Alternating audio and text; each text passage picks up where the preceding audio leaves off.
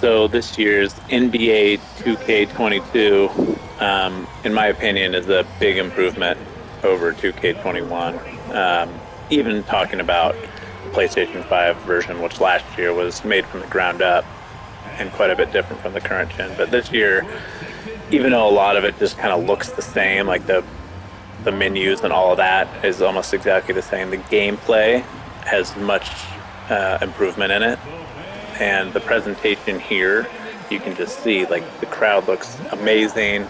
A change that I didn't think was going to be that big was the in-house PA announcers for each team, and it actually adds quite a bit of authenticity. It kind of gets you hyped up, especially when you recognize your home team's PA announcer doing the introductions.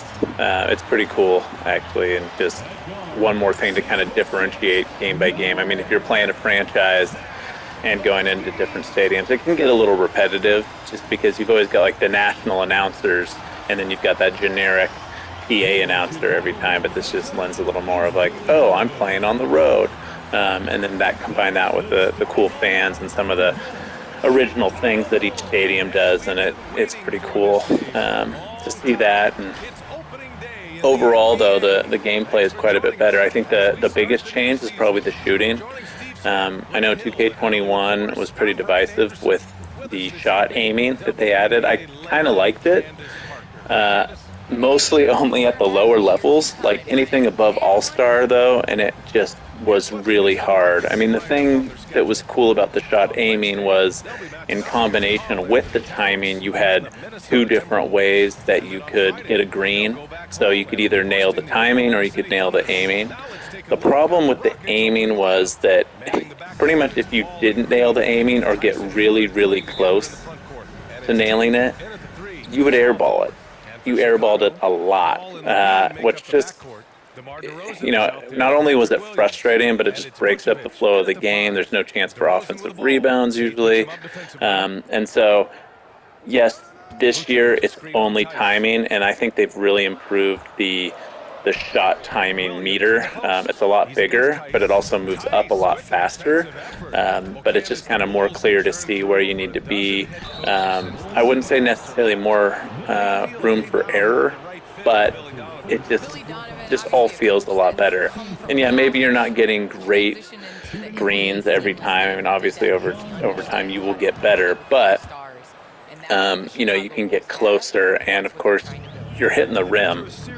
Even if you're way early or way late, you're not just having these huge, terrible air balls like there were last year. I can't remember how many times I would come off of a screen on, not the middle of the court, and the aiming target area was in such a weird spot that you'd either way overcorrect or not even get there at all, and you would just airball. And it was just really frustrating. There wasn't enough really rhythm that you could get into because it would just change each time. And some people maybe got skilled, but from what I remember, most of the pros, they were playing with the only timing and got rid of the aiming. So I mean, I think that's why they decided to kind of get rid of it. But what's cool is even though the shooting has improved, and theoretically that should make it easier, they've actually made it a lot harder to beat your guy off the dribble, even with a screen coming.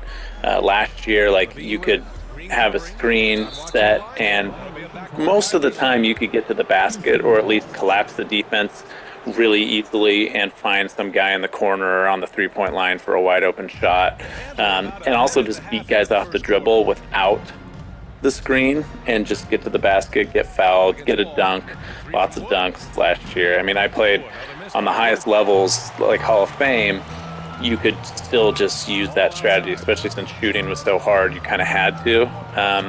But this year, because of the inability to get by guys as easy, especially if you're an elite player, if you're not elite, you're not going to get by those guys. It's kind of opened up a little more strategy of like, you're not shooting a ton of mid-range, but it's more important to find those open spots in the mid-range and take it when you have it, instead of just all threes and dunks and layups. In addition, the posting up has actually got a little harder. It was really simplified last year, which I think was fine. But if you had any advantage in the post, big guy posting up a small guy. I mean, you were going to just drop step on him and dunk, or turn on him, spin on him and dunk. And this year, you can still do that, but it's just harder to do. It involves more of a right stick technique. It's not always clear which way you're going to turn. Based on kind of how you've posted up, so you have to think a little bit more about it. However, I do think they've made it a little bit easier, again, moving the aiming, that you can do kind of like little post hooks and things like that. So I think that's kind of nice, is that they've made those easier elements harder, so that they're opening up the game for more things. And on the other side of the ball, of course, defense is actually easier. Uh, your guys just move a lot better smoothly, especially the big guys. Like, they're not just all big lumbering guys. And even though, like here, you'd see John Wall would be able to take Vucevic off the dribble pretty easily. Um, it's if you get a guy that's not quite as slow or quite as fleet of foot on offense, you can't just blow by them quite as easily. There's more of a contain, and you've got to create space, but you can't just spam the stamina out and just go by on the speed button. And that's the last thing, is that the stamina depletes a lot faster. I feel like they say this every year, but this year, like, if you hold it, you get really tired pretty fast. You can't just stand there and dribble, and you will lose the ball, or travel, or whatever the case may be. And so you got to be a little bit smarter. You can't just spam the speed button, or your stamina is going to get depleted. Plus, you'll just get subbed out. So I think those are all positive steps. The gameplay wise, I don't play the MyPlayer stuff. It's just almost all franchise and maybe some quick plays. I like the more traditional stuff. But that's all improved, because the base gameplay is really what I care about, and so far I'm loving it. So I would definitely recommend 2K22 if you're a fan of the series. Yes, visibility is so important. You can't understand what you're not able to see, so it's going to be